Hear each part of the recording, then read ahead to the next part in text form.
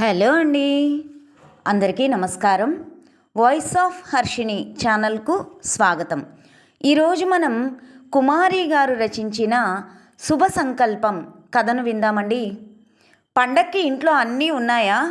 Coffee తాగుతూ అడుగుతున్న భర్త వైపు ఉదాసీనంగా చూసింది సుభద్ర. ఉన్నవి చాలండి, ఉన్నది బిక్కుబిక్కుమంటూ ఇద్దరం.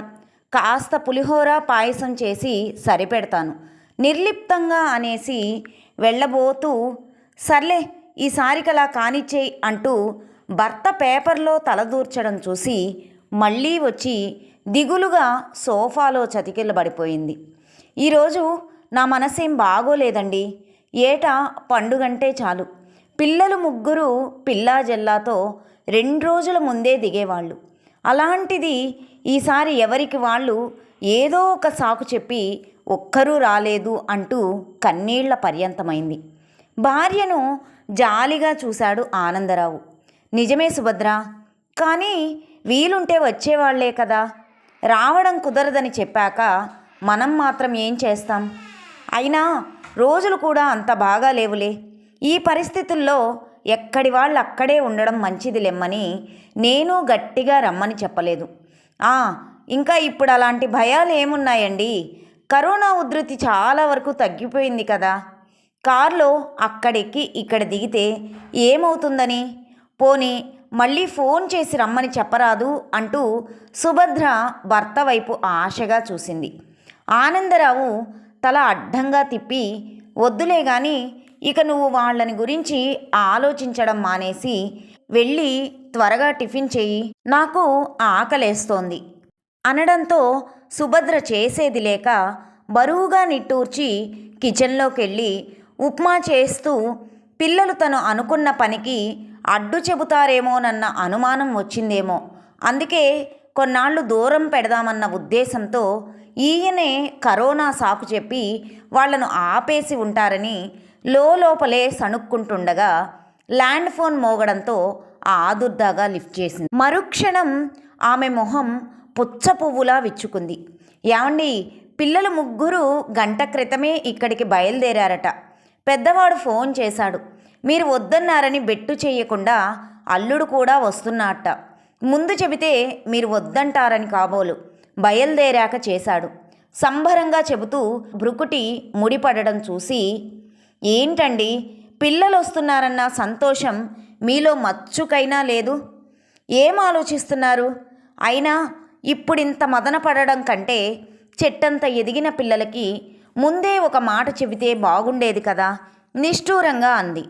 ఆనందరావు మొహంలో గాంభీర్యం చోటు చేసుకుంది. ఇది ఫోన్లో చెప్పేంత చిన్న విషయం కాదు కదా సుభద్ర. పైగా అనుకున్నది ఆలస్యం చేయడం నాకు ఇష్టం లేదు. మంచి పని చేయాలన్న శుభ సంకల్పం కలిగినప్పుడు దాన్ని వెంటనే ప్రారంభించాలి. ముందే అందరితో సంప్రదించడం, ఎవరో ఒకరు అడ్డుపుల్ల వేయడం, ఇవన్నీ నాకు ఇష్టం లేకనే ముందు పిల్లలెవ్వరికీ చెప్పకూడదనుకున్నాను. కానీ నిన్న రామని చెప్పి ఈరోజు వస్తున్నారంటే ఈ విషయం ఎవరి ద్వారానో చూచాయగా తెలిసే ఉంటుంది. సుభద్ర కొన్ని క్షణాలు భర్తకేసి రెప్పవాల్చకుండా చూసి, ఏమోనండి, మీ అడుగులో అడుగేస్తూ నడవడం తప్ప నేను మీకు ఎన్నడూ ఎదురు చెప్పలేదు. మన పిల్లలు అంతే. కానీ ఎవరి సంసారాలు వాళ్ళకి ఏర్పడ్డాక అందరిలో అంతో ఇంతో స్వార్థం పెరగక మానదు. పైగా కోడళ్ళు అల్లుడు ఏమంటారోనన్న అనుమానం మీకే కాదు నాకు ఉంది. ఒకవేళ వాళ్ళు మన అనుమానమే నిజమేమోనని మీకు అనిపిస్తే మాత్రం వాళ్ళు అడక్కముందే ఎవరి మనసు నొచ్చుకోకుండా నచ్చజెప్పండి.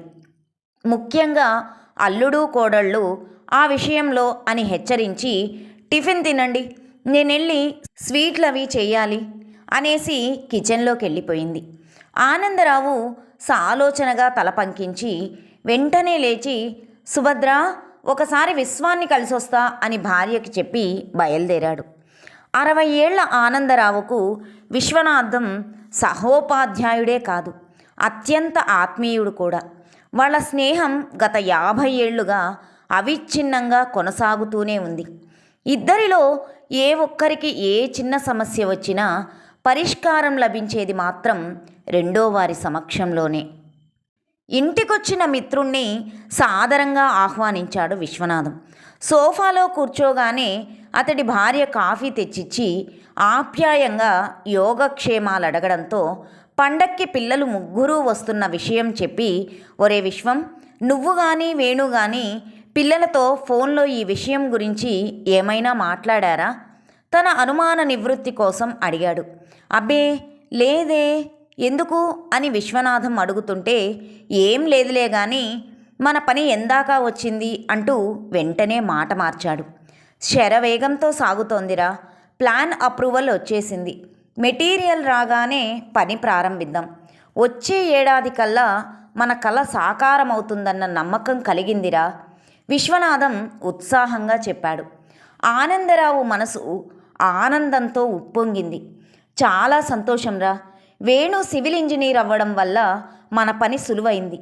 పొగడ్త కాదు కానీ వాడు నీ ఆశయాల్ని ఆదర్శాల్ని పుణికి పుచ్చుకోవడం నిజంగా నీ అదృష్టం అనుకో అంటూ మిత్రుణ్ణి మనసారా అభినందించాడు. తరువాత ఇప్పుడు కొండంత ధైర్యం వచ్చింది, ఇందుకే నీ దగ్గరకు వచ్చింది, మరి ఉంటాను అని చెప్పి ఇంటి దారి పట్టాడు. సాయంత్రానికల్లా 3 కార్లలోంచి బిలబిలమంటూ దిగిన పిల్లల్ని చూసి సుభద్ర ఆనందానికి అవధుల్లేవు. ఒక్కొక్కరిని అక్కున చేర్చుకొని మురిసిపోయింది. ఆనందరావు కూడా పేరు పేరున అందర్నీ పరామర్శించి అన్నీ మరచి కాసేపు మనవళ్ళు మనవరాళ్లతో ఆటపాటల్లో మునిగిపోయాడు. ఉదయమే కూతురు స్వాతి, కోడళ్ళు రమ్య సౌమ్య వాకిట్లో తీర్చిదిద్దిన రంగవల్లులు చూసి సంక్రాంతి లక్ష్మి ముంగిట్లోకి దిగి వచ్చినట్లే అనిపించింది. పగలంతా వంటింట్లో సతమతమైన సాయంత్రం పట్టుచీర కట్టుకొని పిల్లలకి భోగి పండ్లు పోస్తూ మురిసిపోతున్న భార్యను చూస్తుంటే పిల్లల రాక కోసం ఆమె నిన్న ఎందుకంతగా ఆరాటపడిందో ఆనందరావుకి అర్థమైంది. మలిసంధ్యలో ఇలాంటి చిన్ని చిన్ని వేడుకలు సంతోషాలు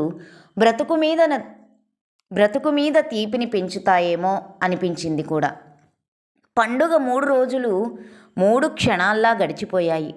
వాళ్ళు వెళ్ళబోయే ముందు రోజు భార్య ప్రోద్బలంతో ఆనందరావు సాయంత్రం అందర్నీ హాల్లో సమావేశపరిచి ఎలా మొదలు పెట్టాలా అని ఆలోచిస్తుండగా పెద్ద కొడుకు రాజా గొంతు సవరించుకుంటూ ఉపోద్ఘాతం మొదలుపెట్టాడు. నాన్నగారు, మీరు విశ్వనాథం మాస్టారు కలిసి మా చిన్నప్పుడు ఎప్పుడో రావిపాడులో కొన్న స్థలానికి ఇప్పుడు మంచి డిమాండ్ వచ్చిందట కదా, నిజమేనా అన్నాడు.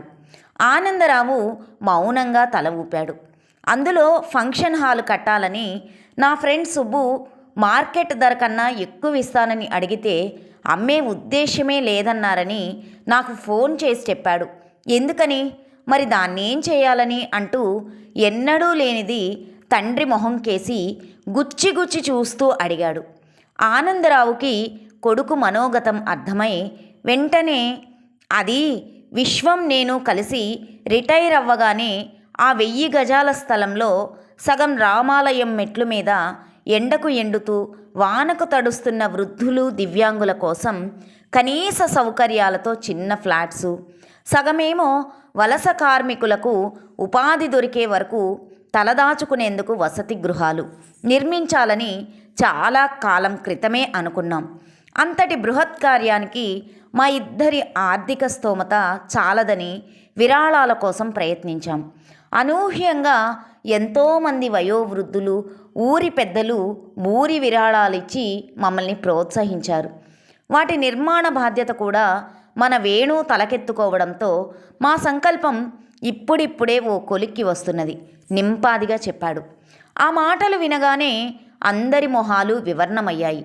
చిన్న కొడుకు రవి కల్పించుకొని, నాన్నగారు మీరేమీ అనుకోనంటే ఒక మాట, మీకొచ్చే కొద్ది జీతంలో అతి కష్టం మీద కొనుక్కున్న ఆ కొద్దిపాటి స్థలం ఇప్పుడు మన అదృష్టం బాగుండి దాని ధర లక్షల్లో పలుకుతున్నదని తెలియగానే మేమందరం ఎంతో సంతోషించాం. కానీ నిర్ణయం తీసుకోబోయే ముందు మీరు మమ్మల్ని గురించి కొంచెం కూడా ఎందుకు ఆలోచించలేదు నిష్ఠూరంగా అడిగాడు. ఆనందరావు జవాబుగా, ఇన్నాళ్ళు అహర్నిశలు మిమ్మల్ని గురించే ఆలోచించబట్టే కదా నాన్న, ఇప్పుడు మీరు ముగ్గురు నాకన్నా ఉన్నత స్థాయికి రాగలిగారు. ఇప్పటికా ఆ అవసరం లేదనిపించింది. పైగా ఇది నా కష్టార్జితం. అందుకే మీకు చెప్పాల్సిన అవసరం లేదనుకున్నాను. స్థిరంగా చెప్పడంతో అంతా ఒక్క క్షణం తెల్లబోయి చూశారు. ముందుగా కూతురు స్వాతి తెప్పరిల్లి, సరే నాన్నగారు, మా సంగతి వదిలేయండి. కానీ ఈ వయస్సులో అమ్మకు మీకు ఆసరాగా ఉంచుకోవలసిన ఆస్తి మొత్తం ఇలా దాన ధర్మాలంటూ ఎవరికో ధారాదత్తం చెయ్యడం నాకు అంతగా నచ్చలేదు అంటూ చిన్నబుచ్చుకోవడం చూసి సుభద్ర పెదవుల మీద చిరుదరహాసం లాస్యం చేసింది. అమ్మలు, మా పెళ్ళప్పుడు మీ నాన్న జీతం ఎంతో తెలుసా? 500. అయినా మేము ఆనందంగానే ఉన్నాం. మీరు పుట్టాక ఖర్చులు పెరిగి చాలీ చాలని ఆదాయంతో ఎన్నో సర్దుబాట్లు చేసుకుంటూ మిమ్మల్ని ఇంత వాళ్ళని చేశాం. ఈ వయసులో ఇంత కూడు గుడ్డ తప్ప మాకింకేం కావాలి? వాటికి మీ నాన్నకొచ్చే పెన్షన్ చాలు. కాబట్టి మమ్మల్ని గురించి మీరంత దిగులు పడాల్సిన అవసరం లేదు. ఆనందరావు భార్యను మెచ్చుకోలుగా చూస్తూ, అవునమ్మా, ఇప్పటిదాకా నా భార్య నా పిల్లలు అన్న స్వార్థంతోనే 3 జీవితం గడిచిపోయింది. కానీ ఉదర పోషణ మాత్రకై ఉర్వి మీద కాకి చిరకాలమున్న ఏ కార్యమగును అన్నారు పెద్దలు. అందుకే ఈ చరమాంకంలో ఓ పరమార్థం వెతుక్కొని మా అమ్మా నాన్న విశ్వం అందించిన స్ఫూర్తితో ఈ సత్కార్యం తలపెట్టాను. ఈ సందర్భంగా మీరంతా దైవంలా భావించే విశ్వం మాస్టర్ని గురించి చెప్పాల్సిన అవసరం ఎంతైనా ఉంది. వాడి గతం చిన్న మర్రి విత్తనం నాటితే అది కొంతకాలానికి మహావృక్షమై 10 మందికి నీడనిచ్చినట్లు మనం కాస్తంత స్వార్థం విడిచి చేసే రవ్వంత మేలు సమాజానికి 1000 మేళ్లు చేస్తుందనడానికి ఒక గొప్ప ఉదాహరణ అని చెప్పి ఒక్క క్షణం ఊపిరి పీల్చుకొని, అప్పటి వరకు ఇదంతా ప్రేక్షకుల్లా చూస్తున్న అల్లుడు కోడళ్లతో సహా అంతా కుతూహలంగా చూడడం గమనించి తన కథనాన్ని ప్రారంభించాడు. నాకు చిన్నప్పటి నుంచి కళ్ళు కాళ్ళు లేని యాచకులంటే విపరీతమైన భయం.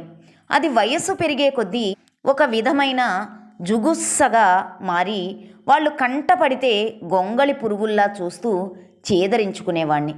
అమ్మా నాన్న వాళ్ళు మనలాంటి మనుషులేనని అలా అసహ్యించుకోవడం తప్పని ఎంత నచ్చజెప్పినా నా వైఖరి మారలేదు. ఆ తరువాత 10 ఏళ్ల వయసులో ఆ భగవంతుడే ఒక సంఘటన ద్వారా నా మనసు మార్చేశాడని చెప్పాలి. ఎలా అంటే, ఒకసారి అమ్మా నాన్న రానని ఎంత హఠం చేస్తున్నా వినిపించుకోకుండా మొక్కు తీర్చాలంటూ నన్ను బలవంతంగా కొండ మీదున్న పానకాల స్వామి గుడికి తీసుకెళ్లారు. అక్కడ మెట్ల మీద అడుక్కునే బిచ్చగాళ్లను కంపరంగా చూస్తూనే కొండెక్కి గుళ్ళో మొక్కు తీర్చుకొని తిరిగొచ్చి మెట్లు దిగుతుండగా ఒక పండు ముసలి వేళ్లు లేని మొండి చేతులు జాపి దగ్గరగా రావడం చూసి భయంతో దూరం వెళ్ళిపోవాలన్న కంగారులో గబగబా 2 మెట్లు, ఆ తరువాత 3, 4 అలా ఒళ్ళు తెలియని అయోమయంలో గుడ్డిగా దూకేస్తూ అమాంతం కిందికి దొర్లి జారి పడబోతుండగా ఎవరో వెనక నుంచి గట్టిగా ఆపేయడంతో భయంతో వెంటనే స్పృహ కోల్పోయాను. తెలివొచ్చి కళ్ళు తెరిచేసరికి అమ్మ ఒళ్ళో ఉన్నాను. చుట్టూ మూగిన జనం. ఈడు సమయానికి అడ్డం పడకపోతే ఇయాల మీ బుడ్డోడు మీకు దక్కేవాడు కాదని నాన్నతో అనడం వినిపించి వెంటనే తల తిప్పి చూశాను. మాసిన చొక్కా నిక్కరు, చింపిరి జుట్టుతో ఇంచుమించు నా వయసు కుర్రాడే. మోకాళ్ళు చిట్లి రక్తమోడుతున్నా పట్టించుకోకుండా ఆదుర్దాగా నా వైపు చూస్తూ కనిపించగానే నన్ను పడకుండా పట్టుకుని ఆపింది అతడేనని అర్థమైంది. పాపం దిక్కు మొక్కు లేనోడు. నెల కిందట ఈడి తల్లి ఈ మెట్ల మీద నుంచే జారిపడి చచ్చిపోయింది. పాపం ఆ భయంతోనే ఇయాల ప్రాణాలకు తెగించి మీ బిడ్డ ప్రాణాలు రక్షించాడు. 10ో పరకో ఆడి చేతిలో పెట్టెళ్ళండి స్వామి అని పక్కనున్న బిచ్చగాళ్ళు బ్రతిమిలాడుతుంటే నాన్న వాళ్ళకి నచ్చజెప్పి వెంటనే అతన్ని హాస్పిటల్కి తీసుకెళ్ళి గాయాలకు కట్టు కట్టించి ఇంటికి తీసుకొచ్చేయడమే కాదు, ఆ తరువాత కడిగిన ముత్యంలా తయారు చేసి స్కూల్లో చేర్చి ఇంట్లోనే ఉంచుకొని నాతో పాటే చదివించారు.